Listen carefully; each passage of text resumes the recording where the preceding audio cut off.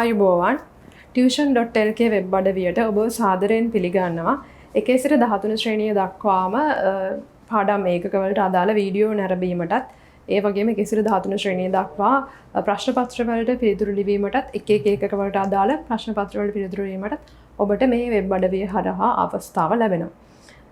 මම ගායත්‍රී හෙට්ටිආරච්චි. අද අපි එකතු වෙලා ඉන්නේ භෞතික විද්‍යාවේ ඉතා වැදගත් වූ මාතෘකාවක් පිළිබඳව ඉගෙන ගන්න. ඒ තමයි තාපගති විද්‍යාව. ඔබ දන්නවා මෙහිදී ඔබට උෂ්ණත්ව මාන පිළිබඳව, ඝන ද්‍රව ප්‍රසාරණය පිළිබඳව වගේම පදාර්ථයේ අවස්ථා විපර්යාස. ඒ කියන්නේ ද්‍රවයක් ගතොත් ද්‍රවයක් ඝනයක් වෙන අවස්ථාව නේද? විලයනය වෙන අවස්ථාව. එතකොට ඝන ද්‍රව වීම විලයනය කියලා කියනවා නේද? ඝනීභවණය වීම.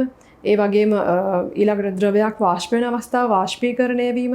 ඒ වගේ අවස්ථාවල තියෙන ගුප්ත තාපය, ඒ කියන්නේ උෂ්ණත්වයේ වෙනස් වීමක් නොමැතිව සිදුවන තාප විපර්යාසය, වගේම විශිෂ්ට තාපධාරිතාව එක් වස්තුන් වල තියෙන ඒත් සමග සිදුවන තාපයේ සිදුවන වෙනස් වීම පිළිබඳ ගණනය කිරීම තමයි මේ පාඩමේදී අපි සිදු කරන්න බලාපොරොත්තු වෙන්නේ.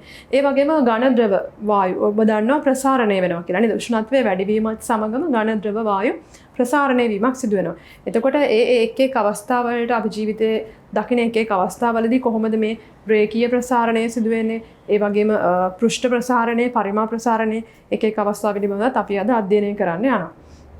එතකොට ඉස්සෙල්ලා මම මේ පාඩමේ තියෙන වැදගත්ම මේ කොටසේ වැදගත්ම දෙයක් තමයි අපි කතා කරන්න බලාපොරොත්තු වෙන නිව්ටන්ගේ සිසිලන නියමය පිළිබඳව. ඔබ දන්නවා නිව්ටන්ගේ සිසිලන නියමය ඔබට විද්‍යාගාරයේදී පරීක්ෂණයක් ආශ්‍රයෙන් තමයි ඉස්සෙල්ලාම සිසිලන නියමය සත්‍යාපනය කිරීම. නැත්නම් ඒක සත්‍යයි කියන එක ඔප්පු කරගන්න පුළුවන් වෙන්නේ. මේ පරීක්ෂණයේදී ඔබට භාවිතා කරන්න සිද්ධ වෙනවා කැලරි මීටරයක්, මන්තයක්, ඒ වගේම රත් කරන ලද ජලය. කැලරි මීටරයේ තඹ වලින් හදලා තියෙන තඹ වලින්ම සෑදූ පියනක්. ඒ සියල්ලක්ම අරගෙන එතකොට අපි මේ පරීක්ෂණයේදී මම දැන් මේ අන්ඩර්ලයින් කරලා තියෙන්නේ තෝරන ගොඩක් වැදගත් කියලා හිතෙන කාරණයක් ගැන. ඒ කියන්නේ දැන් මේ පරීක්ෂණය කරනකොට අපි යොදා ගන්න ඕනේ ස්ථානය තමයි සෙමෙන් ඒකාකාරව සුළඟ හමන ජනේලයක්, විවෘත ජනේලයක් අසල තමයි. මොකද අපිට ඒකාකාරව සිසිලණය වීමක් තමයි මෙහිදී අපි අපේක්ෂා කරන්නේ. එතකොට අපේ පරීක්ෂණය නිර්වද්‍යව කරගන්න ඕන නම් අපි ඒ වගේ ස්ථානයක මේ පරීක්ෂණය සිද්ධ කරන්න ඇටුම සකස් කරගන්න ඕනේ. එතකොට අපිට තියෙන වාසිය තමයි ඉහළ උෂ්ණත්ව අන්තරයන් සඳහා නිව්ටන් සිසිලන නියමය වළංගුතාවය සලකන්න පුළුවන් වීම. එතකොට මෙහිදී අපි මේ සිසිලන නියමය සත්‍යාපනය කරන පරීක්ෂණයේදී අපි ලබා ගන්න පාඨාංග මොනවද? පාඨාංග තමයි අපි ලබා ගන්න ඕනේ කාමර උෂ්ණත්වය. ඒ කියන්නේ කාමර උෂ්ණත්වය කියන්නේ අපි දැන් ඇටුම සකස් කරලා තියෙන ස්ථානයේ තියෙන උෂ්ණත්වය. ඒ වගේම කාලය සමග ජලයේ උෂ්ණත්වය නියත කාල පරාසවලදී නැත්නම් නියත කාල පරාසවලදී ජලයේ උෂ්ණත්වය නේද? නියත කාල පරාස කියන්නේ අපි ගත්තොත් එහෙම තප්පර 10න් 10 නේද? නැත්නම් විනාඩියෙන් විනාඩියට ඒ වගේ නියත කාල පරාසවලදී ජලයේ උෂ්ණත්වය මැනගන්න ඕනේ. ඔබ දන්නවා ගොඩක් කාල පරාසය අඩු නම් අපිට වඩාත් නිර්වද්‍යව කාල පරාසය අඩු වුනහම වඩාත් නිර්වද්‍ය අගයන් සමූහයක් අපිට ලබා ගන්න පුළුවන්. ඊළඟට අපි යමු මේ තියෙන අපි සාදා ගන්න ලද ඇටුම. මෙහිදී උෂ්ණත්වමානයේ පාඨාංකයයි කැලරිමීටරයේ බාහිර පෘෂ්ඨයේ උෂ්ණත්වයේ එකක් බව අපි කොහොමද උපකල්පනය කරන්න කියලා අපි අහලා තියෙනවා. එතකොට දැන් ඒ කියන්නේ දැන් උෂ්ණත්වමානයේ තියෙන්නේ ළමයි මේ කැලරිමීටරයේ ඇතුලේ තියෙන ද්‍රවය තුලනේ තියෙන්නේ. එතකොට බාහිර උෂ්ණත්වය නේද? බාහිර පෘෂ්ඨයේ උෂ්ණත්වය කියන එක යම් තදුරකට වෙනස් වෙන්න පුළුවන්. දැන් කෙනෙක් අහන්න පුළුවන් එතකොට මේක වෙනස් වෙනවනේ. ඇතුලේ තියෙන උෂ්ණත්වය නෙමෙයි පෘෂ්ඨයේ තියෙන උෂ්ණත්වය නේද? ඔව්. අපි එන්නේ ඒක අපි උපකල්පනය කරගන්නේ කොහොමද පරීක්ෂණයේදී අපි ජලය මන්තනය කරනවා. මන්තනය කරනවා කියන්නේ දැන් මේ මන්තයක් තියෙන්නේ මේ කැළතීම මගින් නේද? කැළතීම මගින් එතකොට අපි ඒකාකාර උෂ්ණත්වයක් මේ ජලය තුල නැත්නම් අපි ලබා ගන්න ද්‍රවය තුල අපි පවත්වාගෙන යනවා. එතකොට මන්තනය කිරීමෙන් තමයි අපි අර බාහිර පෘෂ්ඨ උෂ්ණත්වයයි ද්‍රවයේ උෂ්ණත්වයයි එකම බව අපි උපකල්පනය කරලා තියෙන අන්නේ කරන ක්‍රියාවලිය මගින්.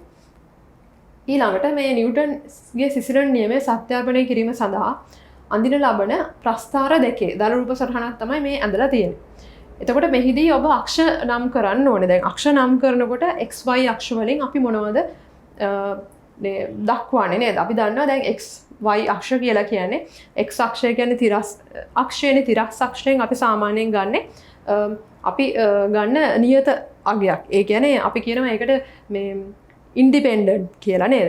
එතකොට ඉන්ඩිපෙන්ඩන්ට් එකක් නැත්තම් මේ යම් කිසි දෙයක් මත යැපෙන්නේ නැති දෙයක්, ස්ථිර දෙයක් තමයි අපි මේ x අක්ෂයෙන් ලබා ගන්න. දැන් කාල පරතර අනුව තමයි අපි මේ උෂ්ණත්වය මැනගන්නේ.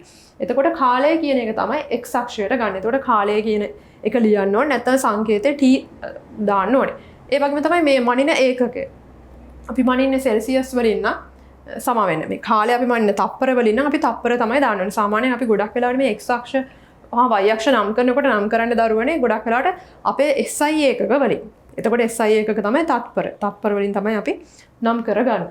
එතකොට උෂ්ණත්වය මෙහිදී අපි සෙල්සියස් අංශක වලින් තමයි මැනගත්තේ.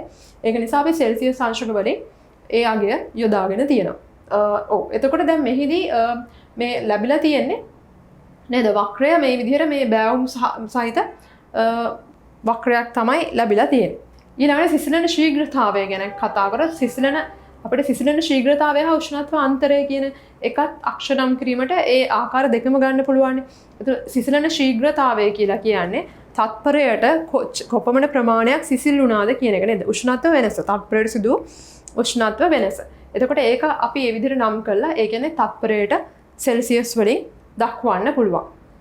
එතකොට උෂ්ණත්ව අන්තරය තමයි අපි මේ x අක්ෂයට යොදාගෙන තියෙන්නේ. උෂ්ණත්ව අන්තරය කියලා කියන්නේ බාහිර පරිසරයේ උෂ්ණත්වය හා අපේ කැලරිමීටරයේ පෘෂ්ඨයේ උෂ්ණත්වය. ඒ කියන්නේ අපි උෂ්ණත්ව මානයේ පාඨාංකය. ඒ අතර වෙනස තමයි අපි මෙතෙන්ට ගන්න. ඒක සෙල්සියස් අංශක වලින් අපිට පෙන්වන්න පුළුවන්. ඔව්. මෙහිදී කෙල්වින් හා සෙල්සියස් අතර ඒ කියන්නේ ලොකු ඔබ දන්නවා 273ක වෙනසක් නේ තියෙන්නේ. ඒක නිසා ඒක ලොකු ප්‍රශ්න නෙමෙයි මේ විදිහට නම් කරගන්න පුළුවන්. දැන් ඇයි මේ මෙහෙම වෙලා තියෙන්නේ? අපිට තර්ක කරන්න පුළුවන් මොකද මේ ප්‍රස්ථාරය මෙහෙම කෙලින්ම නේද මේ බිඳුව හරහා යන නැත්නම් xy අක්ෂයේ මධ්‍ය ලක්ෂය හරහා යන්නේ ඇයි? නේද? y සමානයි mx ආකාරයේ ප්‍රස්ථාරයක් ලැබිලා තියෙන්නේ ඇයි? ඒකට හේතුව තමයි සිසිලන ශීඝ්‍රතාවය අනුලෝමව සමානුපාතික වෙනවා උෂ්ණත්ව අන්තරයට. ඒක නිසා තමයි එහෙම ලැබෙන්නේ. ඉතින් ඒක නිසාම තමයි දැන් උෂ්ණත්වය හා t අතර තියෙන්නේ කොහොමද? උෂ්ණත්වයයි t අතරයි තියෙන්නේ ප්‍රතිලෝම සමානුපාතික අගයක්. ඒක නිසා තමයි මේ වක්‍රය මේ විදිහට බෑවුමක් විදිහට ලැබෙන්නේ.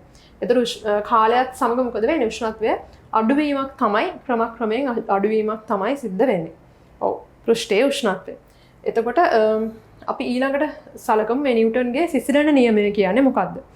සිසිලන නියමයේදී කියන්නේ අනවරත ප්‍රවාහයක් යටතේ වස්තුවකින් තාපය හානි වීමේ ශීඝ්‍රතාවය හා පරිසරය වස්තුවේ හා සමාන අනවරත ප්‍රවාහයක් යටතේ වස්තුවකින් තාපය හානි වීමේ ශීඝ්‍රතාවය වස්තුවේ හා පරිසරය අතර අමතර උෂ්ණත්වයට අනුලෝමව සමානුපාතික වේ කියන එක. එතකොට අනවරත ප්‍රවාහයක් ගැන අපි පළවෙනි වීඩියෝවේ තාපගත විද්‍යාව පිළිබඳ පළවෙනි වීඩියෝවේ අපි කතා කරා. අනවරත ප්‍රවාහයක් කියලා කියන්නේ මොකක්ද කියන එක ගැන. එතකොට මෙහිදී මේ අනවරත ප්‍රවාහයක් තමයි අපිට ලබා ගන්න ඕනේ. ඒ කියන්නේ අනවරත ප්‍රවාහයක් කියන අපි සලකනවා මේ සුළඟේ හැම වෙලාවෙම වටේ තියෙන වාත ප්‍රමාණය හැම වෙලාවෙම වේගය එක සමාන වේගයකින් තමයි මේ හරහා මේ අපේ ඇටෝම හරහා ගලාගෙන යන එක සමාන වේගයකින් කියන එක තමයි අපි මේන් උපකල්පනය කරන්නේ. නමුත් අපි සාමාන්‍ය විද්‍යාත්මක වචන භාවිතා කරන්න ඕනේ මේ අපේ අයිඩියා එකක් ගන්න තමයි මම මේක කිව්වේ. එතකොට අනවරත ප්‍රවාහයක් කියන වචනය අපි භාවිතා කරනවා මෙහිදී.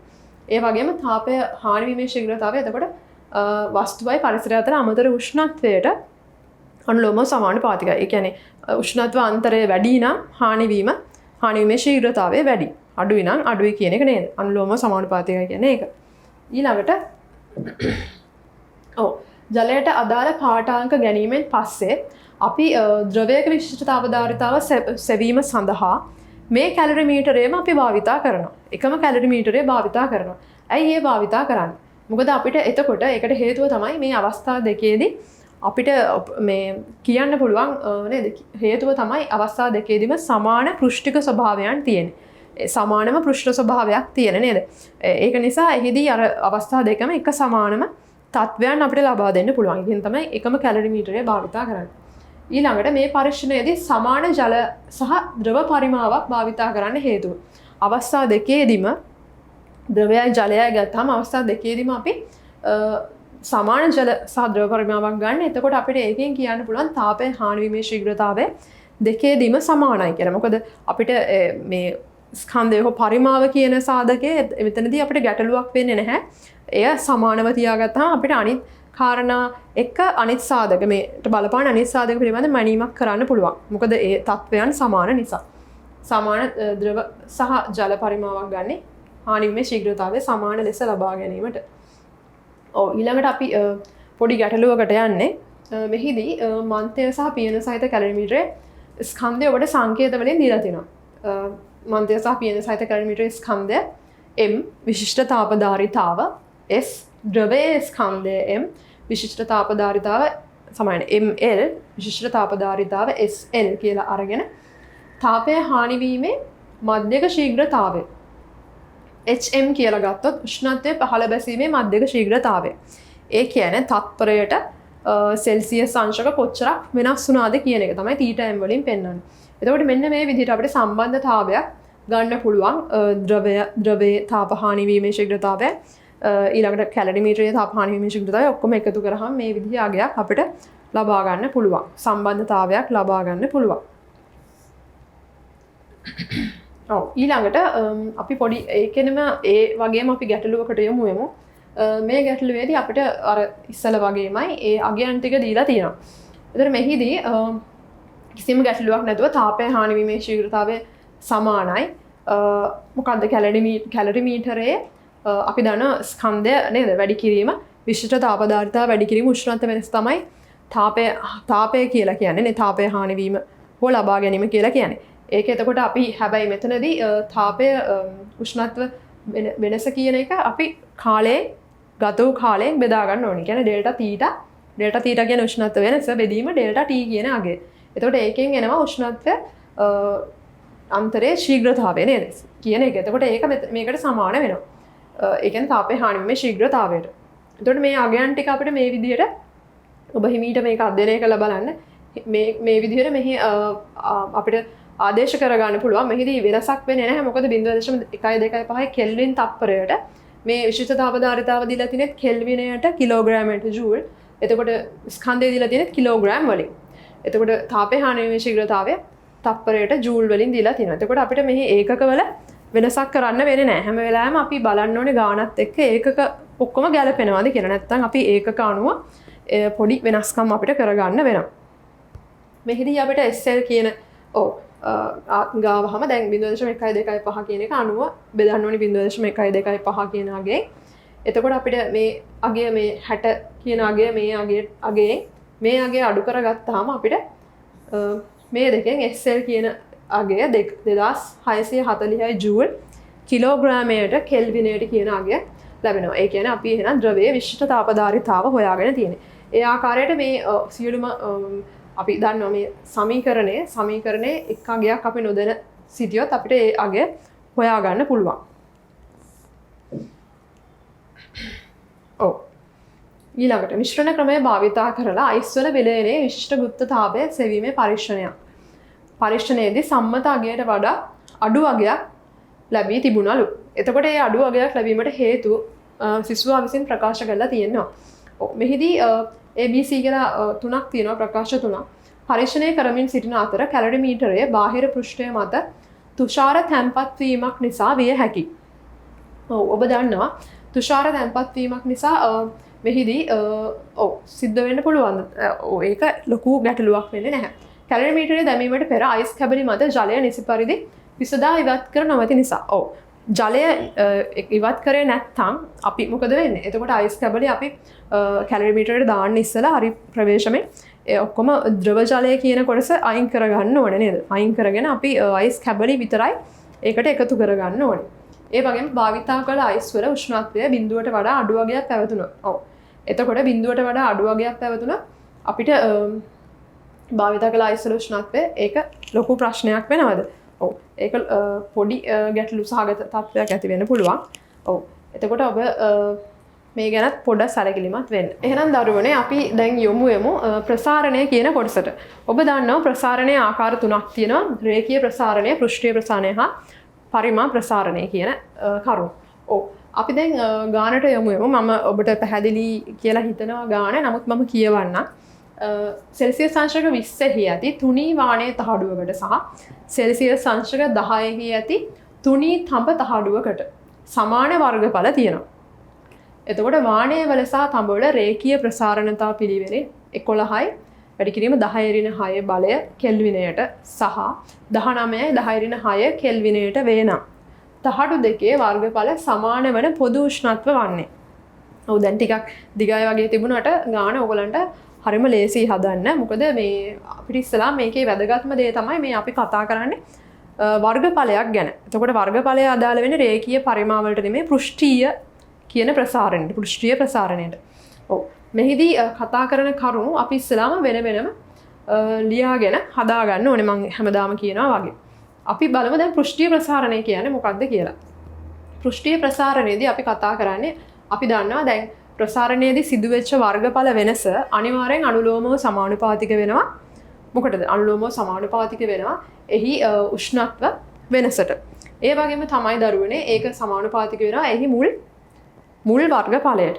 එතකොට අපිට මෙහි ප්‍රසාරණතාවය පෘෂ්ඨීය ප්‍රසාරණතාවය කියන එකට අපි බීටා කියන සංකේතය යොදා ගන්නවා. එතකොට ඒ අගේ මේ විදිහට අපිට සමීකරණය මේ විදිහට අපිට හදා ගන්න පුළුවන්. එතකොට ඩෙල්ටා A කියන අගය වෙනුවට අපිට පුළුවන් ඩෙල්ටා A කියලා කියන්නේ A2 ඍණ A1 කියන එක. එතකොට A2 ඍණ A1 වලින් A1 කියන එක මේ පැත්තට දැම්මම A2 සමානයි A1 වරහන් ඇතුලේ එක දාන බීටා ඩෙල්ටා තීටා කියන අගය ගන්න පුළුවන්. අපි බලමු මේ ගාන කොහොමද අපි හදාගන්නේ කියලා. වාණය හා තඹ කියලා අවස්ථා දෙකක් තියෙනවා. මම අවස්ථා දෙකම ලියා ගන්නවා. දැන් මෙහිදී අපිට ප්‍රධාන කාරණය තමයි ඕගොල්ලෝ සැලකිලිමත් වෙන්න ඕනේ. දැන් මේකෙදී ළමයි දීලා තියෙන්නේ රේඛීය ප්‍රසාරණතාවය. ප්‍රසාරණතාවය දීලා තියෙන්නේ කෙල්විනයට නේ. කෙල්විනයට වලින්නේ. කෙල්විනයට වලින් දුන්නාම අපිට මෙහි උෂ්ණත්ව වෙනස කියන එක අනිවාර්යෙන් මොකද්ද? උෂ්ණත්ව වෙනස කියන එක අපිට සලකන්න වෙනවා. දැන් අපි අන්තිම උෂ්ණත්වය දන්නේ නැහැ නේ ළමයි. ඒ කියන්නේ දැන් ඉස්සලාම තියෙන තහඩු දෙකම එකම වර්ගඵලයේ තියෙන්නේ. ඒතර තව ටිකක් මම සැලකලා තියෙන්නේ දැන් මේකේදී උෂ්ණත්වය වැඩි වුණාම ඒ දෙන්න ආයි සමාන වර්ගඵලයකට එනවා කියලා. දෙන්නම 20 ඉන්නකොට එක වර්ගඵලයක් තිබුණා. ආයි සමාන උෂ්ණත්වයකදී තමයි දෙන්නම එක වර්ගඵලයකට එන්නේ. එතකොට ඒ උෂ්ණත්වය මම සලකනවා වැඩි කියලා. වැඩි උෂ්ණත්වයක් කියලා. හැබැයි මෙහිදී අපි එතකොට තීටා කියලා තමයි θ1 කියලා තමයි උෂ්ණත්වය සලකන්නේ. කාරණේ තමයි ඔයගොල්ලන්ට 20 කියන එක අනිවාර්යෙන් කෙල්වින් වලට පෙරලා ගන්න වෙනවා. මොකද දීලා තියෙන ප්‍රසාරණතාවය දීලා තියෙන කෙල්විනයට නිසා. එතකොට 20 කියන එක 293යි කෙල්වින් 10 කියන එක 283යි කෙල්වින් කරගන්න ඕනේ. ඊට පස්සේ මම මෙන්න මේ සමීකරණයට අපි මේ අගයන් ටික ආදේශ කරගත්තාම A2 කියන එක අනිවාර්යෙන් දෙපැත්තෙම සමාන වෙනවා. ඒ කියන්නේ අපිට මේ සමීකරණ දෙක අවස්ථා දෙකට සමාන කරගන්න පුළුවන්. A2 සමාන නිසා. එතකොට මම මේ රතු පාටින් ලියලා තියෙන තඹ වලට නිල් පාටින් වාණය වලට. එතකොට මේ අවස්ථා දෙකේදී A1 කියන අගය එකකට එකක් කැපිලා යනවා. කැපිලා ගියාම එක කියන අගයත් කැපෙනවා. ඔබට වෙනම ලියාගෙන බලන්න පුළුවන්. ගාන හදන විදිහට. එතකොට මෙන්න මේ අගයන් ටික තමයි ඉතුරු වෙන්නේ. 11 වැඩි කිරීම 10^6 θ1 අඩු කිරීම 293 ඊළඟට 19යි 10^6 θ අඩු කිරීම 19 10^6 වැඩි කිරීම 283. එතකොට මෙහිදී අවසානයේදී ඔබ පොඩ්ඩක් ගාන හදලා බලන්න. දැන් මේ මම මෙන්න මේ කොටස මෙන්න මේ පැත්තට ගෙනහිල්ලා මේ ටික නේද මෙන්න මේ පැත්තට ගෙනත් තියෙනවා. එතකොට තීටා උක්ත කරාම තීටා වලට ලැබෙනවා 269.2.5 කෙල්වින් කියන අගය. හැබැයි අපිට මේ ඉරිගහන ප්‍රශ්නයක් නිසා මෙහි දීලා තියෙන පිළිතුරු සියල්ලම සෙල්සියස් වලින්.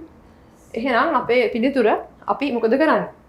ඔව් මේකට 273ක් මේකෙන් අඩු කරගන්න ඕනේ. අඩු කරගත්තාම අපිට සෙල්සියස් අංශුව ඍණ 3.75 කියන අගය ලැබෙනවා. ඒ කියන්නේ මේකේ පිළිතුර වෙන්නේ දෙවෙනි පිළිතුර. දෙවෙනි පිළිතුර තමයි මෙහි නිවැරදි පිළිතුර වන්නේ. ඔව්. දෙවෙනි පිළිතුර. ඊළඟට අපි යමු රේඛීය ප්‍රසාරණයේ ගානකට.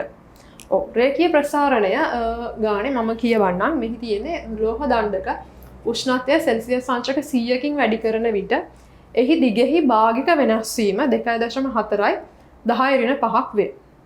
දණ්ඩ සාදා ඇති ද්‍රව්‍යයෙහි රේඛීය ප්‍රසාරණතාවය තමයි අහලා තියෙන්නේ. ඔව් රේඛීය ප්‍රසාරණතාවයත් අර වගේම තමයි ළමයි රේඛීයව තමයි සලකන්නේ. ඒ කියන්නේ දිගක්නේ සලකන්නේ. ඒතකොට දිගේ වෙනස් වීම අනුලෝමව සමානුපාතික වෙනවා මුල් දිගට හා උෂ්ණත්ව වෙනසට. එතකොට එයට අපි ආයේ රේඛීය ප්‍රසාරණතාවය දැම්මහම ඇල්ෆා කියන ඒකකේ දැම්මම අපිට සමාන කිරීමක් මෙතන යොදන්න පුළුවන්. ඉස්සලාම මේක අනුලෝම සමානුපාතිකයි කියලානේ තියෙන්නේ. ඊට පස්සේ අපිට සමාන කිරීමක් කියන නම් මේ නියතයක් අපි යොදන්න ඕනේ. ඒක ඔයගොල්ලෝ දන්නවනේ භෞතික විද්‍යාවේදී සමාන කිරීමක් යොදන්න නම් අනිවාර්යෙන් නියතයක් දාන්න ඕනේ. නියතය තමයි රේඛීය ප්‍රසාරණතාවය. එතකොට අපිට දැන් මේ ගානේදී කතා කරන්නේ භාගික වෙනස් වීමක් ගැන. ඔබට පෙන්වන්න ඇති භාගික වෙනස් වීම කිව්වහම දැන් අදහසක් ගන්න බැරි නම් ඒකට ඒකකක් නැහැ නේද? ඒ කියන්නේ ඒකක නැති වෙන්න ඕනේ. භාගික වෙනස් වීමක් කියලා කියන්නේ මූලික මුල් අගයත් එක්ක දැන් තියෙන වෙනස. අතර තියෙන අනුපාතය. මුල් අගය හා දැන් වෙනස අතර අනුපාතය තමයි භාගික වෙනස් වීම කියලා කියන්නේ. එහෙනම් ඒ කියන්නේ ඩෙල්ටා L බෙදීම L1 කියන එක. ඩෙල්ටා L බෙදීම L1 කියන එක. එතකොට ඒක සමාන වෙනවා ඇල්ෆා වැඩි කිරීම ඩෙල්ටා තීටා වලට. එතකොට මම කරලා තියෙන්නේ මේකට මේ භාගික වෙනස් වීම කියන අගයම ආදේශ කරලා ඊළඟට ගැටලුවක් නැහැ අපිට සෙල්සියස් වලින්ම ලියන්න පුළුවන්. ඇයි මේ ඔක්කොම ප්‍රසාරණතාවයන් දීලා තියෙන්නේ සෙල්සියස් අංශකයට වලින්.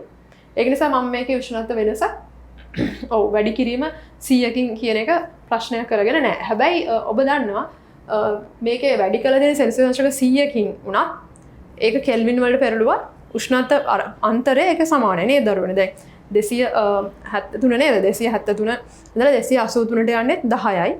ඒ 10 කියන්නේ සෙල්සියස් අංශකත් 10යි. එතකොට ඒ වගේ මේ වෙනස කියන එක සෙල්සියස් අංශක වුණත් කෙල්වින් වුණත් එතන වෙනස කියන එක වෙනසම තමයි. එතකොට ඒක ප්‍රශ්නයක් වෙන්නේ නැහැ.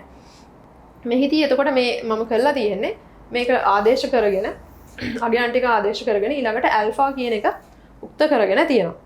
එතකොට 2.4 වැඩි කිරීම 10 බෙදීම 100 කියලා තමයි එන්නේ. එහෙනම් ඔයගලන්ට තේරෙනවා ඇති දැන් රේඛීය ප්‍රසාරණතාවයත් එක්ක කොහොමද පරිමා ප්‍රසාරණතාවය කියන එක හැදෙන්නේ. පරිමා ප්‍රසාරණතාවය කියන එකට පරිමා ප්‍රසාරණය කියන්නේ එහෙනම් මොකද්ද? මේ වගේම තමයි. මේ වගේම තමයි ඩෙල්ටා V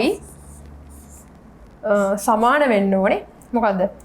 අපි ඇල්ෆා කිව්වේ රේඛීය ප්‍රසාරණයට. බීටා කියන්නේ පෘෂ්ඨීය ප්‍රසාරණයට. එහෙනම් මේකට අපි ගැමා කියලා යොදනවා.